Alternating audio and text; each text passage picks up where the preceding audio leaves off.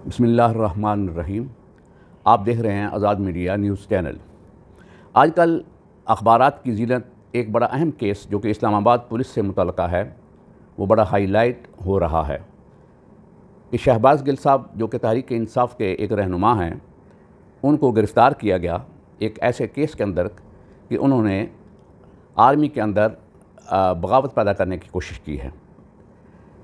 ये केस अगरचे बनता नहीं है, उनकी अगर पूरी तकरीर या पूरे उस क्लिप को सुना जाए तो वो यकीनन उनकी मुराद ये नहीं है और ना ही उन्होंने ऐसा किया है। वो एक मुहिब्बे वतन इंसान हैं और हो सकता है कि बाज़ जुमले ऐसे हों जो अगर ना कहे जाते तो बेहतर था।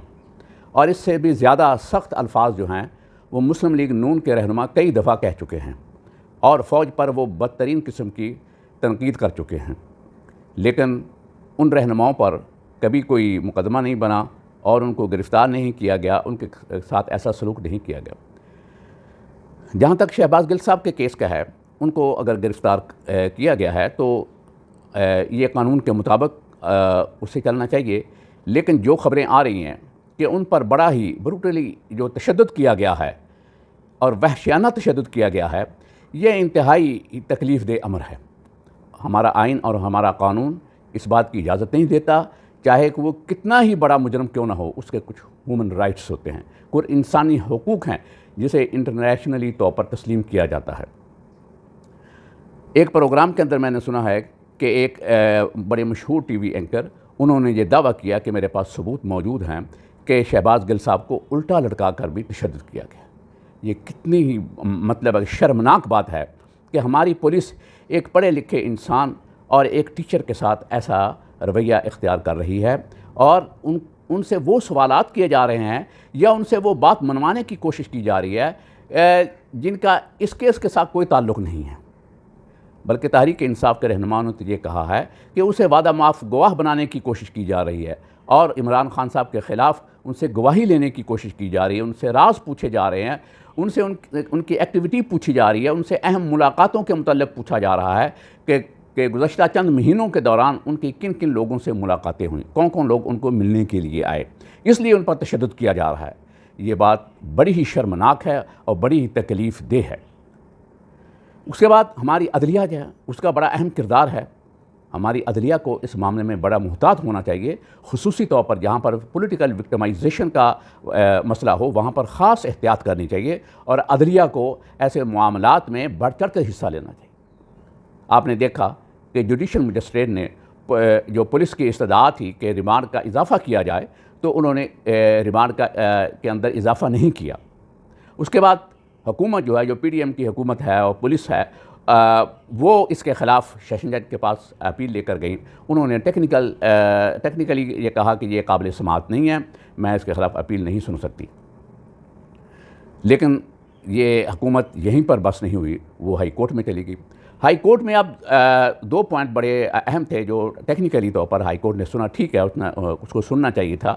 एक तो ये था कि जो सेशन जज साहब ने जो केस नहीं सुना तो वो टेक्निकली दुरुस्त था या नहीं था। दूसरा उसके अंदर पॉइंट ये था कि क्या हाई कोर्ट उस जो रिमांड को रिजेक्ट किया गया है उसको मतलब है कि उसको अपील मंजूर करके रिमांड ग्रांट कर देती। हाई कोर्ट ने कहा कि हाई कोर्ट जो है वो रिमांड ग्रांट नहीं करती।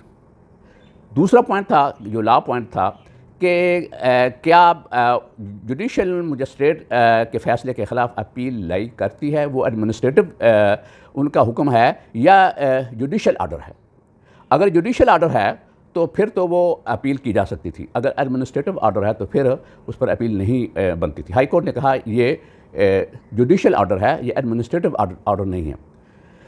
मेरे ख्याल में हाई कोर्ट को यही चाहिए था कि वो इन 2 पॉइंट का फ़ैसला करते हैं कि हाई कोर्ट वो रिमांड ग्रांट कर सकता है या नहीं कर सकता, और दूसरा ये कि ये एडमिनिस्ट्रेटिव ऑर्डर है जुडिशल मजिस्ट्रेट का या जुडिशल ऑर्डर है।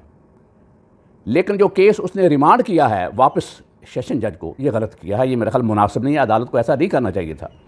और फिर उसके बाद क्योंकि इसके अंदर एक जो बात थी वो एक किस्म का एक खामोश मैसेज ये गया कि इसका जो रिमांड है शहबाज गिल साहब का वो ग्रांट किया जाए, और ये मुनासिब नहीं था। हाँ, वो एक असूली फ़ैसला कर देते कि ये जुडिशल ऑर्डर है, ये एडमिनिस्ट्रेटिव ऑर्डर नहीं है और आइंदा के लिए इस पर इम्प्लीमेंटेशन होती। तो लेकिन जब सेशन जज साहब को ये केस रिमांड हुआ, उन्होंने ये केस सुना, तो उन्होंने 2 दिन का मज़ीद जिस्मानी रिमांड जो पुलिस को दे दिया और ये इंतहाई गलत है। ये पहले ही उन पर बड़ा तशद्दुद हुआ है और उनकी हालत, उनकी तबीयत ठीक नहीं है। आपने देखा कि आप मुख्तलिफ वीडियोज़ जो सोशल मीडिया पर आ रही हैं, टीवी पर चूँकि पाबंदी है, इस किस्म की ख़बरें नहीं आ रही, तो आपने देखा कि उन्हें स्ट्रेचर पर यानी एम्बुलेंस के ज़रिए पिम्स अस्पताल पहुंचाया गया है। वो इस वक्त काफ़ी क्रिटिकल पोजीशन में हैं और बल्कि बाज़ रहनुमाओं ने तो ये कहा है कि अगर उन्हें कुछ हो गया तो उसका कौन ज़िम्मेदार होगा। कि वो शहबाज गिल साहब जो कि लेटे हुए थे, उन्हें लेटे हुए स्ट्रेचर जो एम्बुलेंस से उतारा गया और पिम्स अस्पताल में दाखिल किया गया और वहाँ पर भी उनके साथ इंतहाई गैर मुनासिब रवैया इख्तियार किया जा रहा है अस्पताल के अंदर।